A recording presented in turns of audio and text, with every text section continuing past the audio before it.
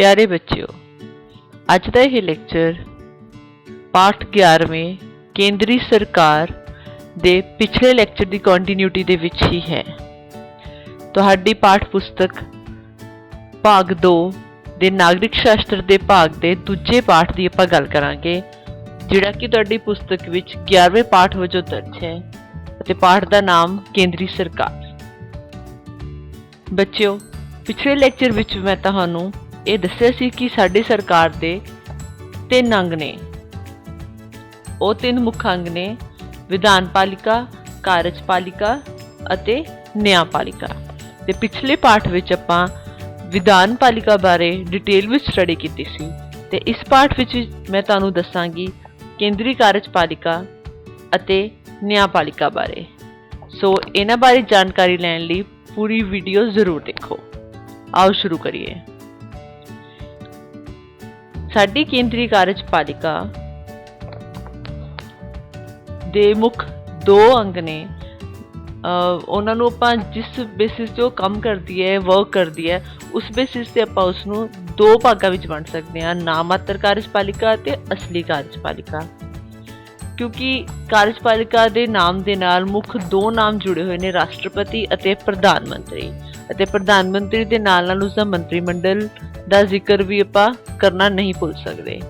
जिहड़ा राष्ट्रपति है बेटे वो हुंदी है नामात्र कार्यपालिका अते प्रधानमंत्री है असली कार्यपालिका। जिवें कि मैं तुहानूं पिछले लेक्चर च भी दस्सिया सी कि जिहड़ा राष्ट्रपति है उस कोल नामात्र बराबर ही शक्तियां ने, मतलब नाम दियां ही शक्तियां दित्तियां गईयां ने। उसदा काम सिर्फ सिग्नेचर करन तक ही है, उस कोल असली कार्य शक्तियां नहीं हैगियां। और जिहड़ी सारियां केंद्र सरकार वालों सारियां जिहड़ियां शक्तियां दित्तियां गईयां ने वो प्रधानमंत्री ते उसदे मंत्रिमंडल नूं दित्तियां होईयां ने। सो आपां ये कह सकते हैं कि सरकार दा काम जिहड़ा है लिखती तौर ते वो चलता तां राष्ट्रपति दे नाम ते है, पर उहदे पिछे जिहड़ी असली शक्ति हुंदी है वो हुंदी है प्रधानमंत्री कोल। ठीक है बच्चों, आओ हुण आपां अगे देखिए कि राष्ट्रपति की चोण किद्दां हुंदी है ते इस कोल शक्तियां किहड़ियां ने। सो गल करांगे राष्ट्रपति की चोण की। राष्ट्रपति बनन दा जिहड़ा उम्मीदवार हुंदा है उस लई कुछ योग्यतावां ने जिहड़ियां निश्चित कीतियां गईयां ने। पहली तो वही है बेटा कि भारत का नागरिक होना चाहिए है, 35 साल तो बाद उसकी उम्र होनी चाहिए है, ते वो किसी लाभकारी सरकारी पद ते नियुक्त जिहड़ा है नहीं होना चाहिए। इस तो इलावा लोक सभा का मैंबर बनने दी सारियां योग्यतावां सारियां शर्तां ने जिहड़ियां वो पूरा करता होवे। हुण गल है कि उसकी चोण हुंदी किवें है। राष्ट्रपति की चोण असिद्धे ढंग नाल कीती जाती है। उसनूं चुणन दे लई एक चोण मंडल नियुक्त किया जाता है। उस चोण मंडल दे विच दोनों सदनां दे मैंबर भाग लैंदे ने ते सारे जिहड़े टोटल राज ने उन्हां दी विधान सभावां दे कुछ चुने हुए मैंबर ने जिहड़े ओह भाग लैंदे ने। ये सारे मैंबर मिल के जिहड़े हैगे ने राष्ट्रपति की चोण करते ने। राष्ट्रपति नूं 5 साल लई चुनिया जाता है और अगर राष्ट्रपति नूं उसदे पद तो हटाने की गल करिए तो महादोष के मुकदमे राही उसनूं हटाया जा सकता है। इट मीनस कि अगर राज्यसभा ते लोक सभा जिहड़ी संसद है वो मिलके अगर उसके खिलाफ महादोष का मुकदमा ला दे अते मेजोरिटी जिहड़ी 1/3 तो उपर मेजोरिटी है अगर उसने अप्रूव कर दे तो उसनूं उसदे पद तो हटाया जा सकता है। अगे गल करांगे उसदियां शक्तियां दी। राष्ट्रपति की शक्तियां नूं आपां मुख 5 भागां विच वंड सकते हैं। कार्यपालिका शक्तियां, विधानिक शक्तियां, वित्तीय शक्तियां, न्यायिक शक्तियां अते संकटकालीन शक्तियां। आओ अगे गल करिए। सब तो पहले ने कार्यपालिका शक्तियां। कार्यपालिका शक्तियां दे विच वो सारी शक्तियां आ जांदियां ने जिहड़ी कि कार्यपालिका नाल रिलेटेड ने। जिवें कि वैसे तो संविधान वालों सारियां कार्यपालिका शक्तियां जिहड़ी हैगियां ने वो राष्ट्रपति नूं दित्तियां गईयां ने। ठीक है, जिवें कि जिहड़े मुख अधिकारी ने उन्हां जिहड़े वड्डे लैवल ते काम करते हैं अपने देश के उपर, वो सारियां दी जिहड़ी नियुक्ति है वो राष्ट्रपति ही करता है। ठीक है, और प्रधानमंत्री की जिहड़ी नियुक्ति है वो भी राष्ट्रपति वालों ही की जाती है। पर मैं इत्थे दस देवां कि वो अपनी मर्जी नाल किसी व्यक्ति नूं प्रधानमंत्री नहीं चुन सकता। प्रधानमंत्री की चोण किवें हुंदी है आपां अगे डिटेल च गल करांगे। ठीक है, वो सीधे चोण ਦੁਆਰਾ ਚੁਣਿਆ ਜਾਂਦਾ ਹੈ, ਪਰ ਜਿਹੜਾ ਵੀ ਬਹੁਮਤ ਦਲ ਦਾ ਨੇਤਾ ਹੁੰਦਾ ਹੈ ਉਸੀ ਨੂੰ ਹੀ ਪ੍ਰਧਾਨ ਮੰਤਰੀ ਨਿਯੁਕਤ ਕਰਨਾ ਪੈਂਦਾ ਰਾਸ਼ਟਰਪਤੀ ਨੂੰ। ਬਸ ਉਹ ਨਿਯੁਕਤ ਕਰਦਾ ਹੈ ਬਟ ਉਸਦੀ ਚੋਣ ਨਹੀਂ ਕਰਦਾ। ਇਸ ਤੋਂ ਇਲਾਵਾ ਚੋਣ ਅਧਿਕਾਰੀ, ਸਰਵਉੱਚ ਅਦਾਲਤ ਅਤੇ ਹਾਈ ਕੋਰਟ ਦੇ ਜੱਜ, ਰਾਜਪਾਲ, ਭਾਰਤੀ ਦੂਤ ਅਤੇ ਅਧਿਕਾਰੀਆਂ ਦੀ ਨਿਯੁਕਤੀ ਵੀ ਜਿਹੜੀ ਹੈ ਉਹ ਰਾਸ਼ਟਰਪਤੀ ਦੁਆਰਾ ਹੀ ਕੀਤੀ ਜਾਂਦੀ ਹੈ। ਇੱਥੇ ਵੀ ਮੈਂ ਇਹ ਸਪਸ਼ਟ ਕਰ ਦੇਵਾਂਗੀ ਕਿ ਉਹ ਆਪਣੀ ਮਰਜ਼ੀ ਨਾਲ ਕਿਸੇ ਨੂੰ ਵੀ ਹਾਈ ਕੋਰਟ, ਸੁਪਰੀਮ ਕੋਰਟ ਜਾਂ ਦਾ ਜੱਜ ਵਗੈਰਾ ਚੁਣ ਨਹੀਂ ਸਕਦਾ। ਜਿਹੜੀ ਰਿਕਮੈਂਡੇਸ਼ਨ ਹੈ, ਜਿਹੜੀ ਸਿਫਾਰਿਸ਼ ਹੈ, ਉਹ ਪ੍ਰਧਾਨ ਮੰਤਰੀ ਵੱਲੋਂ ਆਉਂਦੀ ਹੈ। ਇਹ ਸਿਰਫ ਉਹਨਾਂ ਦੀ ਪਦਵੀ ਦੇ ਉੱਪਰ ਸਹੁੰ ਚੁਕਾਉਂਦਾ ਹੈ। ਇਸ ਤੋਂ ਇਲਾਵਾ ਦੇਸ਼ ਦੇ ਵਿੱਚ ਸ਼ਾਂਤੀ ਜਾਂ ਯੁੱਧ ਦੀ ਘੋਸ਼ਣਾ ਜਿਹੜੀ ਹੈ ਉਹ ਵੀ ਹਾਲਾਤਾਂ ਨੂੰ ਦੇਖਦੇ ਹੋਏ ਰਾਸ਼ਟਰਪਤੀ ਦੁਆਰਾ ਹੀ ਕੀਤੀ ਜਾਂਦੀ ਹੈ। ਅਤੇ ਭਾਰਤੀ ਸੈਨਾ ਦਾ ਸੈਨਾਪਤੀ ਜਿਹੜਾ ਹੈ, ਮੁਖੀ ਹੈ ਜਿਹੜਾ, ਉਹ ਰਾਸ਼ਟਰਪਤੀ ਨੂੰ ਹੀ ਮੰਨਿਆ ਜਾਂਦਾ ਹੈ। ਇਸ ਤੋਂ ਬਾਅਦ ਆਪਾਂ ਗੱਲ ਕਰਾਂਗੇ ਵਿਧਾਨਿਕ ਸ਼ਕਤੀਆਂ ਦੀ। ਰਾਸ਼ਟਰਪਤੀ ਸੰਸਦ ਦੀਆਂ ਬੈਠਕਾਂ ਬੁਲਾਉਂਦਾ ਹੈ। ਜਿਵੇਂ ਕਿ ਆਪਾਂ ਪਿਛਲੇ ਲੈਕਚਰਸ ਕੀਤਾ ਸੀ ਕਿ ਜਦੋਂ ਵੀ ਕੋਈ ਵੀ ਬਿੱਲ ਕਾਨੂੰਨ ਬਣਦਾ ਹੈ ਤਾਂ ਉਸ ਦੇ ਵਿੱਚ ਆਖਰ ਦੇ ਵਿੱਚ ਜਿਹੜੇ ਹਸਤਾਖਰ ਨੇ ਉਹ ਰਾਸ਼ਟਰਪਤੀ ਦੇ ਹੀ ਹੁੰਦੇ ਨੇ, ਤੇ ਹਸਤਾਖਰਾਂ ਤੋਂ ਬਾਅਦ ਹੀ ਜਿਹੜਾ ਕੋਈ ਵੀ ਬਿੱਲ ਹੈ ਉਹ ਕਾਨੂੰਨ ਬਣਦਾ ਹੈ। ਅੱਗੇ ਨੇ ਬੇਟਾ ਉਸਦੀਆਂ ਵਿੱਤੀ ਸ਼ਕਤੀਆਂ। ਰਾਸ਼ਟਰਪਤੀ ਸੰਸਦ ਵਿੱਚ ਸਾਲਾਨਾ ਬਜਟ ਵੀ ਪੇਸ਼ ਕਰਦਾ ਹੈ ਅਤੇ ਉਹ ਜਿਹੜਾ ਜੋ ਵੀ ਧਨ ਹੁੰਦਾ ਹੈ ਉਹ ਨਿਕਲਵਾ ਸਕਦਾ ਹੈ। ਜਿਹੜਾ ਰਾਸ਼ਟਰੀ ਖਜ਼ਾਨੇ ਦੇ ਵਿੱਚੋਂ ਧਨ ਨਿਕਲਵਾਉਣਾ ਹੁੰਦਾ ਹੈ, ਪਰ ਉਹ ਬਿਨਾਂ ਸੰਸਦ ਦੀ ਮਨਜ਼ੂਰੀ ਤੋਂ ਨਹੀਂ ਨਿਕਾਲ ਸਕਦਾ। ਤਾਂ ਸੰਸਦ ਦੀ ਮਨਜ਼ੂਰੀ ਤੋਂ ਬਾਅਦ ਉਹ ਰਾਸ਼ਟਰੀ ਖਜ਼ਾਨੇ ਚੋਂ ਧਨ ਜਿਹੜਾ ਹੈ ਉਹ ਨਿਕਲਵਾ ਸਕਦਾ ਹੈ। ਅੱਗੇ ਨਿਆਇਕ ਸ਼ਕਤੀਆਂ। ਸਭ ਤੋਂ ਪਹਿਲੇ ਉਹ ਸੁਪਰੀਮ ਕੋਰਟ ਦੇ ਮੁੱਖ ਜੱਜ ਦੀ ਨਿਯੁਕਤੀ ਕਰਦਾ ਹੈ ਅਤੇ ਫਿਰ ਮੁੱਖ ਜੱਜ ਦੀ ਨਿਯੁਕਤੀ ਜਦੋਂ ਹੋ ਜਾਂਦੀ ਹੈ ਤਾਂ ਮੁੱਖ ਜੱਜ ਦੀ ਸਲਾਹ ਦੇ ਨਾਲ ਉਹ ਬਾਕੀ ਉਸਦੇ ਨਾਲ ਦੇ ਹੋਰ ਜੱਜਾਂ ਦੀ ਨਿਯੁਕਤੀ ਵੀ ਕਰ ਦਿੰਦਾ ਹੈ। ਇੱਥੇ ਵੀ ਸਪਸ਼ਟ ਕਰ ਦੇਵਾਂ ਕਿ ਜਦੋਂ ਤੱਕ ਰਾਸ਼ਟਰਪਤੀ ਆਪਣੀ ਪਦਵੀ ਤੇ ਰਹਿੰਦਾ ਹੈ ਉਸ ਵਿਰੁੱਧ ਕੋਈ ਵੀ ਮੁਕੱਦਮਾ ਜਿਹੜਾ ਹੈ ਉਹ ਨਹੀਂ ਚਲਾਇਆ ਜਾ ਸਕਦਾ। ਇਹ ਵੀ ਉਸਦੀ ਇੱਕ ਬਹੁਤ ਇੰਪੋਰਟੈਂਟ ਸ਼ਕਤੀ ਹੈ। ਅੱਗੇ ਨੇ ਬੇਟਾ ਉਸਦੀਆਂ ਸੰਕਟਕਾਲੀਨ ਸ਼ਕਤੀਆਂ। ਸੰਕਟਕਾਲੀਨ ਸ਼ਕਤੀਆਂ ਉਹ ਸ਼ਕਤੀਆਂ ਹੁੰਦੀਆਂ ਨੇ ਕਿ ਜਦੋਂ ਕਦੇ ਵੀ ਦੇਸ਼ ਵਿੱਚ ਸੰਕਟ ਵਾਲੀ ਸਥਿਤੀ ਜਿਹੜੀ ਪੈਦਾ ਹੋ ਜਾਏ ਤਾਂ ਉਸ ਵਕਤ ਜਿਹੜੀਆਂ ਇੰਪੋਰਟੈਂਟ ਘੋਸ਼ਣਾਵਾਂ ਕਰਨੀਆਂ ਹੁੰਦੀਆਂ ਨੇ ਉਹ ਰਾਸ਼ਟਰਪਤੀ ਹੀ ਕਰਦਾ ਹੈ। ਜਿਵੇਂ ਕਿ ਜੇ ਦੇਸ਼ ਦੇ ਵਿੱਚ ਰਾਸ਼ਟਰੀ ਸੰਕਟ ਆ ਜਾਏ ਤਾਂ ਸਾਰਾ ਜਿਹੜਾ ਕੰਟਰੋਲ ਹੈ ਉਹ ਕੇਂਦਰ ਦੇ ਹੱਥ ਵਿੱਚ ਚਲਾ ਜਾਂਦਾ ਹੈ। ਇਟ ਮੀਨਸ ਕਿ ਜਿਹੜੇ ਰਾਜ ਸਰਕਾਰਾਂ ਹੋਣਗੀਆਂ, ਜਿਹੜੀ ਸਟੇਟ ਗਵਰਨਮੈਂਟਸ ਹੋਣਗੀਆਂ, ਉਹ ਭੰਗ ਹੋ ਜਾਣਗੀਆਂ ਅਤੇ ਸਾਰੇ ਰਾਜਾਂ ਦਾ ਨਿਯੰਤਰਣ ਜਿਹੜਾ ਹੈ ਉਹ ਕੇਂਦਰ ਕੋਲ ਚਲਾ ਜਾਂਦਾ ਹੈ। ਤੇ ਇਸ ਦੀ ਘੋਸ਼ਣਾ ਵੀ ਰਾਸ਼ਟਰਪਤੀ ਦੁਆਰਾ ਹੀ ਕੀਤੀ ਜਾਂਦੀ ਹੈ। ਜਿਵੇਂ ਕੋਈ ਯੁੱਧ ਹੋ ਗਿਆ ਜਾਂ ਹਮਲਾ ਹੋ ਗਿਆ ਜਾਂ ਅੰਦਰੂਨੀ ਸੰਕਟ ਦੀ ਸਥਿਤੀ ਹੈ, ਐਸੀ ਸਥਿਤੀਆਂ ਦੇ ਵਿੱਚ ਸਾਰਾ ਜਿਹੜਾ ਕੰਟਰੋਲ ਹੈ ਉਹ ਕੇਂਦਰ ਕੋਲ ਚਲਾ ਜਾਏਗਾ। ਇਸ ਤੋਂ ਇਲਾਵਾ ਸੰਵਿਧਾਨਕ ਸੰਕਟ ਦੀ ਸਥਿਤੀ ਵਿੱਚ ਮਤਲਬ ਕਿ ਅਗਰ ਕਿਸੇ ਵੀ ਰਾਜ ਵਿੱਚ ਜਾਂ ਇੱਕ ਤੋਂ ਵੱਧ ਰਾਜਾਂ ਵਿੱਚ ਸੰਵਿਧਾਨਕ ਢਾਂਚਾ ਫੇਲ ਹੋ ਜਾਵੇ ਤਾਂ ਉਸਦਾ ਨਿਯੰਤਰਣ ਵੀ ਕੇਂਦਰ ਦੇ ਹੱਥ ਵਿੱਚ ਹੀ ਆ ਜਾਂਦਾ ਹੈ ਔਰ ਇਹ ਘੋਸ਼ਣਾ ਵੀ ਰਾਸ਼ਟਰਪਤੀ ਦੁਆਰਾ ਹੀ ਕੀਤੀ ਜਾਂਦੀ ਹੈ। ਵਿੱਤੀ ਸੰਕਟ ਦੇ ਮਾਮਲੇ ਦੇ ਵਿੱਚ ਉਹ ਕੀ ਕਰਦਾ ਹੈ, ਅਗਰ ਕਿਸੇ ਰਾਜ ਦੇ ਵਿੱਚ ਜਾਂ ਪੂਰੇ ਦੇਸ਼ ਦੇ ਵਿੱਚ ਆਰਥਿਕ ਮੰਦੀ ਦੀ ਸਥਿਤੀ ਪੈਦਾ ਹੋ ਜਾਏ ਤਾਂ ਵਿੱਤੀ ਸੰਕਟ ਦੀ ਘੋਸ਼ਣਾ ਕਰ ਸਕਦਾ ਹੈ, ਜਿਸ ਦੇ ਵਿੱਚ ਸਰਕਾਰ ਜਿਹੜੀ ਹੈ ਉਹ ਇੰਪੋਰਟੈਂਟ ਫੈਸਲੇ ਜਿਹੜੀ ਹੈ ਵਿੱਤੀ ਵਿਵਸਥਾ ਨੂੰ ਲੈ ਕੇ ਲੈ ਸਕਦੀ ਹੈ।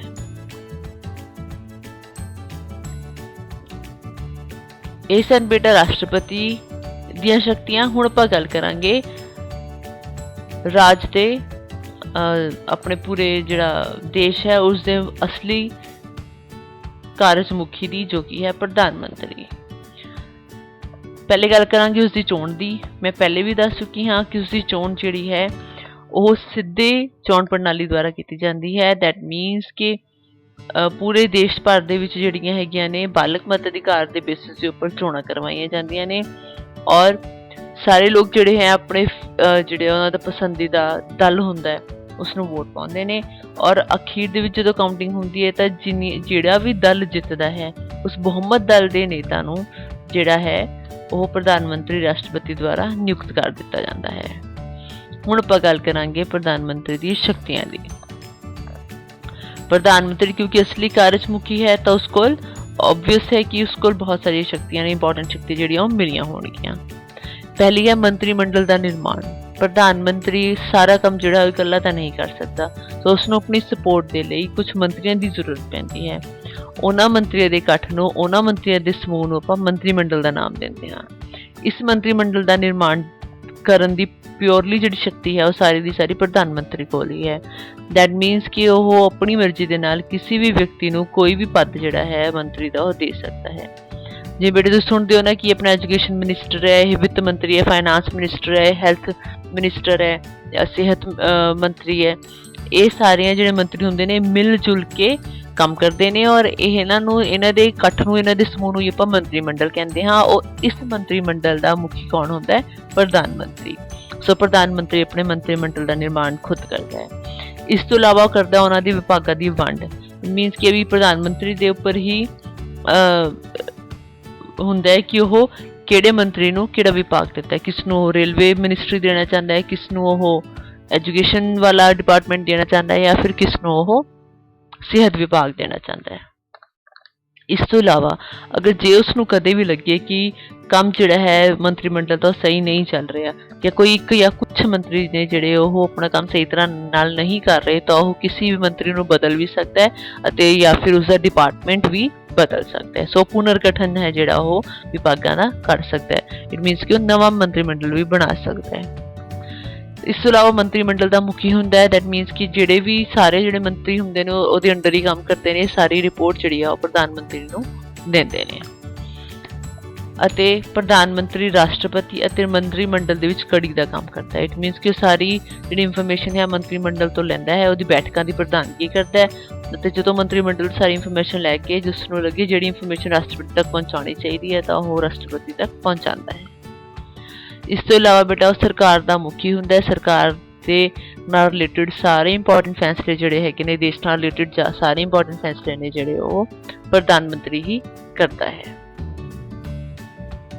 ਆਓ ਅੱਗੇ ਗੱਲ ਕਰੀਏ ਆਪਾਂ ਮੰਤਰੀ ਪਰਿਸ਼ਦ ਦੀ।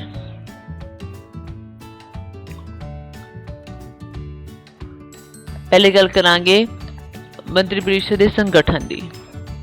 ਸਭ ਤੋਂ ਪਹਿਲੇ ਬੇਟੇ ਆਪਾਂ ਪੜ੍ਹ ਚੁੱਕੇ ਹਾਂ ਕਿ ਰਾਸ਼ਟਰਪਤੀ ਜਿਹੜਾ ਹੈ ਪ੍ਰਧਾਨ ਮੰਤਰੀ ਦੀ ਨਿਯੁਕਤੀ ਕਰੇਗਾ ਅਤੇ ਫਿਰ ਪ੍ਰਧਾਨ ਮੰਤਰੀ ਦੀ ਸਿਫਾਰਿਸ਼ ਤੇ ਹੀ ਰਾਸ਼ਟਰਪਤੀ ਬਾਕੀ ਮੰਤਰੀਆਂ ਦੀ ਨਿਯੁਕਤੀ ਕਰੇਗਾ। ਦੈਟ ਮੀਨਸ ਕਿ ਜਿਵੇਂ ਤੁਹਾਨੂੰ ਪਹਿਲੇ ਦੱਸਿਆ ਕਿ ਪ੍ਰਧਾਨ ਮੰਤਰੀ ਦੇ ਉੱਪਰ ਹੀ ਡਿਪੈਂਡੈਂਟ ਹੁੰਦਾ ਹੈ ਟੋਟਲੀ ਕਿ ਉਹ ਕਿਸ ਮੰਤਰੀ ਨੂੰ ਨਿਯੁਕਤ ਕਰਨਾ ਚਾਹੁੰਦਾ ਹੈ ਔਰ ਕਿਸ ਪਦ ਤੇ ਨਿਯੁਕਤ ਕਰਨਾ ਚਾਹੁੰਦਾ ਹੈ। ਸੋ ਉਸ ਦੀ ਸਿਫਾਰਿਸ਼ ਤੋਂ ਬਾਅਦ ਹੀ ਜਿਹੜਾ ਹੈ ਰਾਸ਼ਟਰਪਤੀ ਕਿਸੇ ਵੀ ਮੰਤਰੀ ਨੂੰ ਨਿਯੁਕਤ ਕਰ ਸਕਦਾ ਹੈ। ਮੰਤਰੀ ਮੰਡਲ ਦੇ ਮੁੱਖ ਜਿਹੜੇ ਕੰਮ ਨੇ ਬੇਟੇ ਉਹ ਨੇ ਕਿ ਮੰਤਰੀ ਮੰਡਲ ਨੂੰ ਦੇਸ਼ ਦੀ ਅਸਲੀ ਕਾਰਜਪਾਲਿਕਾ ਦੇ ਨਾਮ ਨਾਲ ਜਾਣਿਆ ਜਾਂਦਾ ਹੈ ਕਿਉਂਕਿ ਸਾਰੇ ਜਿਹੜੇ ਮੇਨ ਕੰਮ ਨੇ, ਸਾਰੇ ਜਿਹੜੇ ਮੇਨ ਡਿਸੀਜ਼ਨ ਨੇ ਹਰ ਡਿਪਾਰਟਮੈਂਟ ਦੇ ਉਹ ਮੰਤਰੀ ਪਰਿਸ਼ਦ ਹੀ ਲੈਂਦਾ ਹੈ। ਇਸ ਤੋਂ ਇਲਾਵਾ ਦੇਸ਼ ਦੀ ਰਾਸ਼ਟਰੀ ਤੇ ਵਿਦੇਸ਼ੀ ਨੀਤੀ ਦਾ ਨਿਰਮਾਣ ਵੀ ਮੰਤਰੀ ਮੰਡਲ ਦੁਆਰਾ ਹੀ ਕੀਤਾ ਜਾਂਦਾ ਹੈ। ਸੰਸਦ ਦੇ ਵਿੱਚ ਜਦੋਂ ਭਾਸ਼ਣ ਦੇਣਾ ਹੁੰਦਾ ਤਾਂ ਉਸ ਦੀ ਤਿਆਰੀ ਵੀ ਮੰਤਰੀ ਪਰਿਸ਼ਦ ਹੀ ਕਰਦਾ ਹੈ। ਤੇ ਇਸ ਤੋਂ ਇਲਾਵਾ ਦੇਸ਼ ਦੀ ਵਿੱਤੀ ਵਿਵਸਥਾ ਤੇ ਮੁੱਖ ਜਿਹੜਾ ਕੰਟਰੋਲ ਹੈ ਉਹ ਵੀ ਪ੍ਰਧਾਨ ਮੰਤਰੀ ਤੇ ਉਸਦੇ ਮੰਤਰੀਆਂ ਦਾ ਹੀ ਹੁੰਦਾ ਹੈ। ਇਹ ਸੀ ਬੇਟਾ ਆਪਣੀ ਕਾਰਜਪਾਲਿਕਾ। ਹੁਣ ਆਪਾਂ ਗੱਲ ਕਰਾਂਗੇ ਤੀਜੇ ਮੁੱਖ ਅੰਗ ਦੀ, ਉਹ ਹੈ ਨਿਆਂਪਾਲਿਕਾ। ਨਿਆਂਪਾਲਿਕਾ ਦੇ ਵਿੱਚ ਜਿਹੜੇ ਹੈ ਸਾਰੀਆਂ ਕੋਰਟਸ ਆ ਜਾਂਦੀਆਂ ਨੇ, ਜਿਵੇਂ ਕਿ supreme court, high court, session courts. So ਇੱਥੇ ਅੱਜ ਆਪਾਂ ਗੱਲ ਕਰਾਂਗੇ ਸਿਰਫ ਸੁਪਰੀਮ ਕੋਰਟ ਦੀ, ਕਿਉਂਕਿ ਸੁਪਰੀਮ ਕੋਰਟ ਜਿਹੜੀ ਹੈ ਉਹ ਨਿਆਂਪਾਲਿਕਾ ਦੀ ਸਰਵਉੱਚ ਅਦਾਲਤ ਹੈ। ਇਸ ਕੋਲ ਸਾਰੇ ਸਭ ਤੋਂ ਇੰਪੋਰਟੈਂਟ ਜਿਹੜੇ ਪਾਵਰਸ ਨੇ ਉਹ ਮਿਲੀਆਂ ਹੋਈਆਂ ਨੇ। ਸੋ ਸੁਪਰੀਮ ਕੋਰਟ ਜਿਹੜੀ ਹੈ ਉਹ ਨਿਆਂਪਾਲਿਕਾ ਦੀ ਸਰਵਉੱਚ ਅਦਾਲਤ ਹੈ ਔਰ ਇਸ ਦੀ ਜਿਹੜੀ ਬਿਲਡਿੰਗ ਹੈ, ਜੋ ਫਿਜ਼ੀਕਲ ਪ੍ਰੈਜ਼ੈਂਸ ਹੈ ਉਹ ਦਿੱਲੀ ਵਿੱਚ ਸਥਿਤ ਹੈ। ਠੀਕ ਹੈ, ਜਿਹੜੀ ਕੋਰਟ ਹੈ ਦਿੱਲੀ ਵਿੱਚ ਸਥਿਤ ਹੈ ਔਰ ਨਿਆਂਪਾਲਿਕਾ ਦੀ ਸੁਤੰਤਰਤਾ ਤੇ ਨਿਰਪੱਖਤਾ ਨੂੰ ਨਿਸ਼ਚਿਤ ਕੀਤਾ ਗਿਆ ਹੈ। ਦੈਟ ਮੀਨਸ ਕਿ ਕੋਈ ਵੀ ਜੱਜ ਜਿਹੜਾ ਕਿਸੇ ਵੀ ਕੇਸ ਦਾ ਫੈਸਲਾ ਲੈਂਦਾ ਹੈ ਉਸਨੂੰ ਬਿਨਾਂ ਕਿਸੇ ਪ੍ਰੈਸ਼ਰ ਦੇ ਜਾਂ ਬਿਨਾਂ ਕਿਸੇ ਡਰ ਦੇ ਉਹ ਫੈਸਲਾ ਲੈਣ ਦੀ ਪੂਰੀ ਆਜ਼ਾਦੀ ਹੈ। ਕਿਸੇ ਵੀ ਜੱਜ ਨੂੰ ਕੋਈ ਵੀ ਫੈਸਲਾ ਦੇਣ ਲਈ ਕਿਸੇ ਮੰਤਰੀ ਵੱਲੋਂ ਜਾਂ ਫਿਰ ਕਿਸੇ ਸੰਸਦ ਜਾਂ ਕਿਸੇ ਹੋਰ ਦਲ ਵੱਲੋਂ ਪ੍ਰੈਸ਼ਰਾਈਜ਼ ਨਹੀਂ ਕੀਤਾ ਜਾ ਸਕਦਾ। ਅੱਗੇ ਗੱਲ ਕਰਾਂਗੇ ਨਿਆਂਪਾਲਿਕਾ ਦੇ ਸੰਗਠਨ ਦੀ। ਸਭ ਤੋਂ ਜਿਹੜੀ ਪਤਾ ਹੀ ਹੈ ਸਰਵਉੱਚ ਅਦਾਲਤ ਜਿਹੜੀ ਹੈ ਉਹ ਸੁਪਰੀਮ ਕੋਰਟ ਹੈ ਅਤੇ ਇਸ ਦਾ ਜਿਹੜਾ ਫੈਸਲਾ ਹੁੰਦਾ ਉਹ ਬਿਲਕੁਲ ਅੰਤਿਮ ਹੁੰਦਾ ਹੈ। ਇਸ ਦੇ ਫੈਸਲੇ ਦੇ ਵਿਰੁੱਧ ਕਿਤੇ ਵੀ ਅਪੀਲ ਨਹੀਂ ਕੀਤੀ ਜਾ ਸਕਦੀ। ਜੇ ਆਪਾਂ ਹੇਠਲੀਆਂ ਕੋਰਟਾਂ ਦੀ ਗੱਲ ਕਰੀਏ ਤਾਂ ਫਿਰ ਜਿਵੇਂ ਹਾਈ ਕੋਰਟ 'ਚ ਕੋਈ ਫੈਸਲਾ ਹੋ ਗਿਆ ਤਾਂ ਉਸਨੂੰ ਆਪਾਂ ਸੁਪਰੀਮ ਕੋਰਟ ਚੈਲੰਜ ਕਰ ਸਕਦੇ ਹਾਂ, ਪਰ ਸੁਪਰੀਮ ਕੋਰਟ ਕਿਉਂਕਿ ਇਹ ਸਰਵਉੱਚ ਅਦਾਲਤ ਹੈ ਤਾਂ ਇਸ ਦੇ ਫੈਸਲੇ ਦੇ ਵਿਰੁੱਧ ਕਿਤੇ ਅਪੀਲ ਨਹੀਂ ਕੀਤੀ ਜਾ ਸਕਦੀ। ਇਸ ਦੇ ਸੰਗਠਨ ਦੀ ਜੇ ਗੱਲ ਕਰੀਏ ਤਾਂ ਇਸ ਦੇ ਵਿੱਚ ਇੱਕ ਮੁੱਖ ਜੱਜ ਅਤੇ ਹੋਰ ਸਹਾਇਕ ਜੱਜ ਹੁੰਦੇ ਨੇ। ਇਹਨਾਂ ਸਹਾਇਕ ਜੱਜਾਂ ਦੀ ਜਿਹੜੀ ਗਿਣਤੀ ਹੈ ਉਹ ਕੋਈ ਟੋਟਲੀ ਐਵੇਂ ਫਿਕਸਡ ਨਿਸ਼ਚਿਤ ਨਹੀਂ ਹੈ, ਪਰ ਵਰਤਮਾਨ ਟਾਈਮ ਦੇ ਵਿੱਚ ਜਿਵੇਂ ਆਪਾਂ ਦੇਖ ਲੈਂਦੇ ਹਾਂ ਕਿ ਟੋਟਲ 31 ਜੱਜ ਨੇ ਸੁਪਰੀਮ ਕੋਰਟ ਦੇ ਵਿੱਚ, ਜਿਨ੍ਹਾਂ ਵਿੱਚ ਇੱਕ ਮੁੱਖ ਜੱਜ ਹੈ ਤੇ 3 ਨੇ ਜਿਹੜੇ ਉਹ ਸਹਾਇਕ ਜੱਜ ਨੇ। ਅੱਗੇ ਗੱਲ ਕਰਾਂਗੇ ਯੋਗਤਾਵਾਂ ਦੀ ਕਿ ਸੁਪਰੀਮ ਕੋਰਟ ਦਾ ਜੱਜ ਬਣਨ ਦੇ ਲਈ ਜ਼ਰੂਰੀ ਯੋਗਤਾਵਾਂ ਕਿਹੜੀਆਂ ਨੇ। ਉਹ ਉਮੀਦਵਾਰ ਜਿਹੜਾ ਸੁਪਰੀਮ ਕੋਰਟ ਦਾ ਜੱਜ ਬਣਨਾ ਚਾਹੁੰਦਾ ਹੈ ਉਹ ਭਾਰਤ ਦਾ ਨਾਗਰਿਕ ਹੋਣਾ ਜ਼ਰੂਰੀ ਹੈ। ਇਸ ਤੋਂ ਇਲਾਵਾ ਉਹ ਘੱਟੋ ਘੱਟ 5 ਸਾਲ ਕਿਸੇ ਹਾਈ ਕੋਰਟ ਦਾ ਜੱਜ ਜ਼ਰੂਰ ਰਹਿ ਚੁੱਕਾ ਹੋਵੇ, ਜਾਂ ਫਿਰ ਹਾਈ ਕੋਰਟ ਜਾਂ ਸੁਪਰੀਮ ਕੋਰਟ ਦੇ ਵਿੱਚ 10 ਸਾਲ ਵਕੀਲ ਜ਼ਰੂਰ ਰਹਿ ਚੁੱਕਾ ਹੋਵੇ। ਉਸਨੂੰ ਪ੍ਰੋਪਰ ਐਕਸਪੀਰੀਅੰਸ ਹੋਣਾ ਚਾਹੀਦਾ ਹੈ, ਤਾਂ ਹੀ ਆਪਾਂ ਉਸਨੂੰ ਸੁਪਰੀਮ ਕੋਰਟ ਦਾ ਜੱਜ ਘੋਸ਼ਿਤ ਕਰ ਸਕਦੇ ਹਾਂ। ਸੁਪਰੀਮ ਕੋਰਟ ਦੇ ਜੱਜਾਂ ਦੀ ਜੇ ਰਿਟਾਇਰਮੈਂਟ ਦੀ ਗੱਲ ਕਰੀਏ ਤਾਂ 65 ਸਾਲ ਦੀ ਉਮਰ ਤੱਕ ਇਹ ਆਪਣੀ ਪਦਵੀ 'ਤੇ ਰਹਿ ਸਕਦੇ ਨੇ, ਅਤੇ 65 ਸਾਲ ਦੀ ਉਮਰ 'ਤੇ ਪਹੁੰਚਦਿਆਂ ਹੀ ਇਹਨਾਂ ਨੂੰ ਰਿਟਾਇਰਮੈਂਟ ਦੇ ਦਿੱਤੀ ਜਾਂਦੀ ਹੈ, ਅਤੇ ਇਹਨਾਂ ਨੂੰ 2.5 ਲੱਖ ਰੁਪਏ ਪ੍ਰਤੀ ਮਹੀਨਾ ਜਿਹੜਾ ਹੈ ਉਹ ਭੱਤੇ ਦੇ ਤੌਰ ਤੇ ਦਿੱਤਾ ਜਾਂਦਾ ਹੈ। ਇਸ ਬਾਅਦ ਆਪਾਂ ਗੱਲ ਕਰਾਂਗੇ ਸ਼ਕਤੀਆਂ ਦੀ। ਸੁਪਰੀਮ ਕੋਰਟ ਦੀਆਂ ਕਿਉਂਕਿ ਸੁਪਰੀਮ ਕੋਰਟ ਸਭ ਤੋਂ ਸਰਵਉੱਚ ਅਦਾਲਤ ਹੈ, ਤਾਂ ਇਟ ਮੀਨਸ ਕਿ ਸਭ ਤੋਂ ਇੰਪੋਰਟੈਂਟ ਜਿਹੜੇ ਫੈਸਲੇ ਨੇ, ਸਭ ਤੋਂ ਇੰਪੋਰਟੈਂਟ ਜਿਹੜੇ ਮੁਕੱਦਮੇ ਨੇ ਉਹ ਸੁਪਰੀਮ ਕੋਰਟ 'ਚ ਲੈ ਕੇ ਜਾਏ ਜਾਂਦੇ ਨੇ। ਜਿਵੇਂ ਕਿ 2 ਜਾਂ 2 ਤੋਂ ਵੱਧ ਰਾਜਾਂ ਵਿਚਕਾਰ ਕੋਈ ਝਗੜਾ ਹੋ ਗਿਆ, ਜਿਵੇਂ ਪਾਣੀ ਨੂੰ ਲੈ ਕੇ ਝਗੜਾ ਹੋ ਗਿਆ, ਸਰਹੱਦ ਨੂੰ ਲੈ ਕੇ ਝਗੜਾ ਹੋ ਗਿਆ, ਠੀਕ ਹੈ ਨਾ, ਜਾਂ ਕੋਈ ਪਾਈਪਲਾਈਨ ਨੂੰ ਲੈ ਕੇ ਝਗੜਾ ਹੋ ਗਿਆ, ਇਸ ਦਾ ਫੈਸਲਾ ਵੀ ਜਿਹੜਾ ਹੈ ਸੁਪਰੀਮ ਕੋਰਟ ਹੀ ਦਿੰਦੀ ਹੈ। ਔਰ ਮੌਲਿਕ ਅਧਿਕਾਰ, ਕਿਉਂਕਿ ਮੌਲਿਕ ਅਧਿਕਾਰ ਬਹੁਤ ਹੀ ਇੰਪੋਰਟੈਂਟ ਨੇ ਸਾਰੇ ਨਾਗਰਿਕਾਂ ਦੇ ਲਈ, ਸੋ ਇਹਨਾਂ ਨਾਲ ਸੰਬੰਧਿਤ ਕੋਈ ਵੀ ਝਗੜਾ ਹੋਏਗਾ ਉਸ ਦਾ ਫੈਸਲਾ ਸਿਰਫ ਤੇ ਸਿਰਫ ਸਰਵਉੱਚ ਅਦਾਲਤ ਹੀ ਕਰਦੀ ਹੈ। ਇਸ ਤੋਂ ਇਲਾਵਾ ਹਾਈ ਕੋਰਟ ਵੱਲੋਂ ਉਹ ਕੋਈ ਕੇਸ ਮੰਗਵਾ ਵੀ ਸਕਦੀ, ਜਿਹੜਾ ਬਹੁਤ ਦੇਰ ਤੋਂ ਪੈਂਡਿੰਗ ਚੱਲ ਰਿਹਾ ਹੋਵੇ, ਉਹ ਖੁਦ ਮੰਗਵਾ ਕੇ ਕਿਸੇ ਕੇਸ ਦਾ ਫੈਸਲਾ ਵੀ ਲੈ ਸਕਦੀ ਹੈ। ਅਤੇ ਕਈ ਵਾਰੀ ਹਾਈ ਕੋਰਟ 'ਚ ਕੋਈ ਐਸਾ ਕੇਸ ਵੀ ਉੱਪਰ ਆ ਸਕਦਾ ਹੈ ਜਿਹਦਾ ਫੈਸਲਾ ਹਾਈ ਕੋਰਟ ਦੇ ਚੁੱਕੀ ਹੋਵੇ, ਪਰ ਉਹ ਫੈਸਲਾ ਉਹ ਪਾਰਟੀ ਨੂੰ ਮਨਜ਼ੂਰ ਨਾ ਹੋਵੇ, ਤਾਂ ਉਹ ਉਸ ਦੇ ਖਿਲਾਫ ਸੁਪਰੀਮ ਕੋਰਟ ਦੇ ਵਿੱਚ ਜਾ ਸਕਦਾ ਹੈ। ਇਸ ਤੋਂ ਇਲਾਵਾ ਕੇਂਦਰੀ ਸਰਕਾਰ ਅਤੇ ਰਾਜ ਸਰਕਾਰ ਵਿਚਕਾਰ ਜੇ ਕਿਸੇ ਵੀ ਕਿਸਮ ਦਾ ਝਗੜਾ ਪੈਦਾ ਹੁੰਦਾ ਹੈ ਤਾਂ ਉਸ ਦੀ ਸੁਣਵਾਈ ਵੀ ਸਿਰਫ ਤੇ ਸਿਰਫ ਸਰਵਉੱਚ ਅਦਾਲਤ ਵਿੱਚ ਹੀ ਕੀਤੀ ਜਾਂਦੀ ਹੈ।